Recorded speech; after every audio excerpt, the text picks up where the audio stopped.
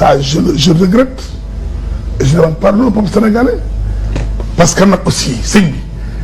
Macky Sall mii gouvernement doon sénégalais yàllaa ko dindi sama kilifa man nanga ko gën ko xam ci mu ay valeur oui waaye nag bu dee ba sa mandat jeex nga ne aj nga élection mais mandat nag mandat Macky Sall xëy ñu xëy rek taf ko ne ko jiite réew mi day ko di fii lay commencé fii lay yem dañ laa loué fa nga dëkk sax léegi bu ne aj na élection yi waxul kañ la defaat élection léegi bu dee ba la 3 jot Macky Sall ci ban bànqaat la sukkandiku ba yilif la si ngay dëkk rek lan mooy différence am ak ko ñëfam coup d'état Mali Burkina Faso ñeneen sanctionné. ah coup d'état armé ngay. keneen laaj bi sax ñoo dañoo jaaru ci yoon foqati nguur le 3 bu Macky Sall toogee ci palais bi yor biir fay di signé li muy signé kenn moo ko sant fan la jaar ba signé ko lu am doole bu ma waxee mu dóor mbaa mu rey ko loolu rek la loolu am feneen feneen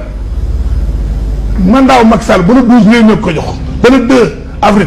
réew mi ko jox ba passé le 2 avril na wax kan moo ko jox kan moo ko jox le 3 donc loolu man mënu ma accepter Macky Sall ma et deuxièmement Macky Sall kañ la bëgg a bàyyi nguur gi léegi Diallo xam nga nga tey nag pendant 1 an 2 ans ko soo ko léegi daal Sénégal nekk république royaume la buur lañ sal à partir d'aujourd'hui buñ toog waxtu ko neex bu soog di bàyyi man aussi est-ce que man état sénégalais gëm sama bopp bi université naa nangu loolu am ci réew ma bokk est-ce que Macky Sall seetlu na wax ji wax Sénégalais yi tas naa élection amatul damay woote dialogue wasalaam wax ji boo ko tënkee loolu la ni moo ci doon leneen. nee na li ci des assemblée nationale moo koy lijjanti. assemblée nationale bu ma nee lijjanti élection li tax lijjanti moom bosom en 2000 Macky Sall en 2012 moo jàkkaarloog Sénégalais yi ne sama mandat bii ngeen may fal dama koy wàññi ma nekk juróomi at. keroog bu mu dee bëgg koo wàññi li tax jaaru assemblée nationale daa bind conseil constitutionnel man Canada laa fekk Pape Samba Diop ma woo a nekk ak moom na président na nga ñibbi si ngeen défendre loolu Pape Samba Diop ma dégg ma ñëw gëm ni bëgg naa wàññi mais daa mënul ndax conseil constitutionnel moo bañ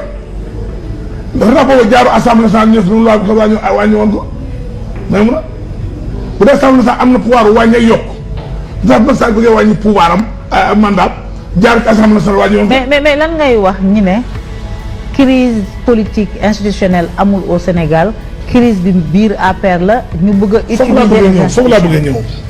crise amul Amadou Ba lañ bëgg a liquider dara xewu fi dañoo def Amadou Ba candidat te yéenewuñu ko nguur gi ak njabootam am nañu yéenewul Amadou Ba nguur gi njabootu kan Macky Sall bien sûr que oui.